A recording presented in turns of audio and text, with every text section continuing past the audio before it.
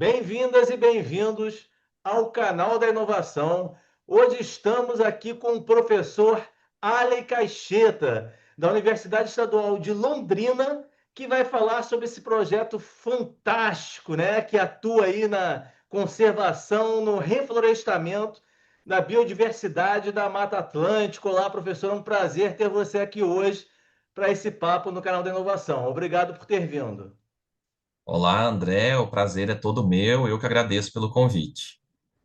Professor, em primeiro lugar, parabéns, né, pela iniciativa que é essencial para a preservação e recuperação de nossos biomas, né, que historicamente são sempre degradados, né, colocados em segundo plano, né?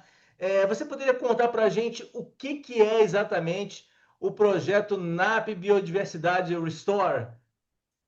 Sim, claro. Então, esse projeto, ele nasceu a partir de uma chamada da Biodiversa, que é uma organização da União Europeia que congrega de pesquisadores, não só da Europa, mas também de outros países, para atuar em temas relacionados à biodiversidade, mudanças climáticas. Então, nós somos uma equipe de pesquisadores aqui do estado do Paraná, do estado de São Paulo, da França e da Alemanha, que tem trabalhado nesse projeto no desenvolvimento de soluções baseadas na natureza para o reflorestamento, né? Porque e isso é bem importante para a gente trazer inovação para esse setor, porque a gente sempre vê que a gente vê que o reflorestamento, a recuperação de áreas degradadas, a gente tem bem menos inovações do que o setor da agrícola, por exemplo, né? Então, o foco desse projeto é desenvolver soluções sustentáveis para promover o crescimento de mudas, para programas de reflorestamento e também promover a produção de mudas de maior qualidade, mais resistentes a condições ambientais desfavoráveis. Isso de uma forma conjunta, multidisciplinar, envolvendo os pesquisadores desses diferentes países. Então houve uma chamada pública, né, internacional e depois a continuidade com o apoio da Fundação Araucária do Paraná. Como é que foi Isso, essa? justamente, foi justamente isso, né? Então, houve essa chamada internacional, nós tivemos essa proposta contemplada, e aí aqui no estado do Paraná, né, há essa estratégia de financiamento chamava Novos Arranjos de Pesquisa e Inovação, e esse Restore, esse projeto, compôs, então, a base, o núcleo inicial do NAP Biodiversidade, que é essa rede de pesquisadores, né, envolvendo interação também, né, diferentes atores, diferentes stakeholders do setor, procurando soluções para o reflorestamento, soluções sustentáveis, inovadoras para o reflorestamento. Porque essa atividade de reflorestamento é um desafio, né? Eu imagino que quando o sistema está Sim, degradado, não basta você pegar uma muda e achar que ela vai, né, com maior tranquilidade haver uma.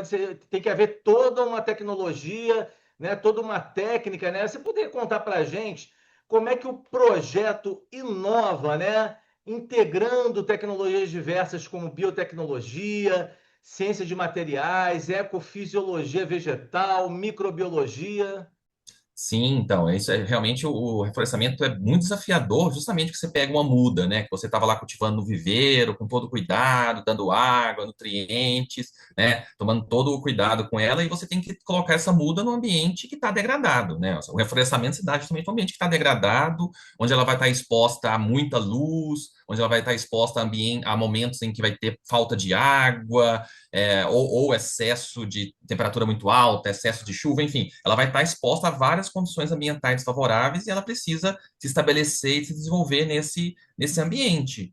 E a ideia do projeto é justamente desenvolver tecnologias inovadoras para produzir mudas de maior qualidade, mudas que consigam, né, ter um maior sucesso no seu desenvolvimento em programas de reflorestamento. E a ideia do projeto é procurar soluções que estão presentes na própria natureza, porque se a gente for pensar então numa floresta, né, as plantas elas estão interagindo com micro-organismos, né? Então a planta ela está sempre interagindo com bactérias, fungos, e há uma interação, né, um benefício mútuo nessa história, né? A planta ela dá carboidratos, dá matéria orgânica para esses micro-organismos, e em troca esse micro-organismo produz hormônios, substâncias, fornece nitrogênio, nutrientes para essa planta se desenvolver, né? Então a ideia desse projeto é a gente justamente ir lá né, nos ambientes florestais e prospectar micro-organismos, tanto fungos quanto bactérias benéficas,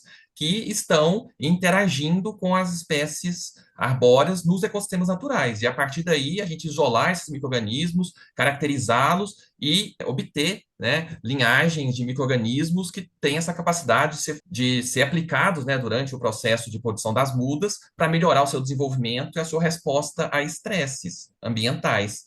E, ao mesmo tempo, a gente também está desenvolvendo materiais inovadores, mas sempre materiais que biodegradáveis, biocompatíveis, né? Então, um tipo, por exemplo, né? A gente tem muito nessa conversa aí entre as bactérias e as plantas, você tem muita produção de moléculas sinalizadoras, de biomoléculas que tornam a planta, que estimulam a resposta de defesa das plantas, né? Um exemplo é o óxido nítrico, o NO. Né? Só que essa molécula ela é instável, é difícil você aplicar esse NO na planta. Então a gente usa uma nanopartícula, ou seja, uma partícula muito pequena, baseada em um material natural, que é a quitosana, como se fosse uma cápsula de um remédio que vai entregar esse óxido nítrico, essa molécula de defesa, de uma forma mais eficiente para a planta. Então a gente usa também essa ciência de materiais, né? Nesse caso aí de nanomaterial, né? Um material na escala muito pequena. E há também o desenvolvimento de materiais compósitos. O que são esses materiais compósitos? São biomateriais produzidos a partir de resíduos da agroindústria, né? Então a gente pega bagaço de cana, casca de laranja, casca de aveia, que são resíduos da agricultura que podem ser utilizados, né, feitos processos para que eles formem materiais, por exemplo, tubetes biodegradáveis, né? Então, em vez de você usar o plástico no tubete, você usa um tubete que é biodegradável. Você pode usar algumas espumas biodegradáveis, que, além de fornecer nutrientes para as plantas, podem ser usados para carrear os próprios micro-organismos, as próprias bactérias, os próprios fungos e também essas moléculas sinalizadoras, né? Eles podem ser usados, então, como materiais carreadores de moléculas e de micro-organismos, né? Então, esses são alguns exemplos de soluções que foram, inovações que foram desenvolvidas, que vêm sendo desenvolvidas ao longo desse projeto, sempre com o objetivo de propiciar o melhor crescimento das plantas, maior captura de carbono e, ao mesmo tempo, maior resistência à seca e a outros estresses ambientais. Isso de uma forma sustentável, de uma forma que agrediria menos, né, sem causar agressões ao meio ambiente. É fantástico, Ale. Quando você fala desses bioativos, né, que são preparados, né, utilizando nanotecnologia, carreadores, eles são colocados nas mudas e também depois que elas são plantadas, ou seja, tem um acompanhamento e também é necessário esse tratamento para que elas cresçam, né, saudáveis rapidamente. Essa é uma excelente pergunta, né? Porque isso a gente vem isso é uma das perguntas que a gente tenta responder ao longo do projeto. Então, em alguns casos a gente tem aplicado, a gente tem visto que basta aplicar na semente. Então, tem alguns casos que a gente vê um tratamento de semente que já é efetivo, né? No caso dos micro-organismos, por exemplo, a gente vê que a aplicação nesse projeto a gente viu que a aplicação na semente já propiciou a colonização das raízes e da rizosfera e já levou ao efeito de longo prazo, né? Em alguns casos como no caso, por exemplo, da nanotecnologia, a gente fez o tratamento um pouco antes de ir para o campo, né? Então, um pouco antes de ir para o campo, a gente fez o tratamento e viu que foi possível ter uma boa resposta no desenvolvimento inicial do campo. Mas a gente tem feito pesquisas agora também no sentido de avaliar, será que se a gente aplicar isso no sulco de plantio, né, no momento de fazer a cova, de aplicar muda, poderia ser mais eficiente, né? Será que é importante fazer um reforço no momento em que vai ter uma seca muito severa? Seria importante a gente dar esse reforço? Então, esse é o tipo de coisa que a nossa pesquisa, né, tá justamente focando em tentar otimizar essa aplicação para que tenha a melhor resposta possível. Fantástico. E em que fase que vocês estão, né, do projeto agora? Eu imagino que vocês devem ter gerado vários estudos, né, pesquisas em andamento concluídas, né, esse intercâmbio que existem com outros centros, né, de inovação e tecnologia. Imagino também que comunidades locais, como é que estão os pilotos de reflorestamento, se tem algum resultado já mensurável. Então, a gente então está agora com o projeto, né? A gente está encerrando o primeiro ciclo de financiamento desse projeto, em que foram desenvolvidas diferentes tecnologias, né, que foram já validadas em ambiente controlado, em cada vegetação, e agora a gente está começando a levar essas tecnologias para o campo, né? Então a gente fez no ano passado um primeiro campo já para tentar validar essas tecnologias numa situação mais realista, né, numa escala pequena, na universidade, né, e a gente conseguiu validar, e a ideia agora é começar a expandir isso para campos de maior extensão, né? Então, a gente está começando agora um outro experimento em dois locais diferentes para validar a tecnologia em dois climas, em dois ambientes com dois climas No Paraná? diferentes. No Paraná, então aqui em Londrina e em Ponta Grossa.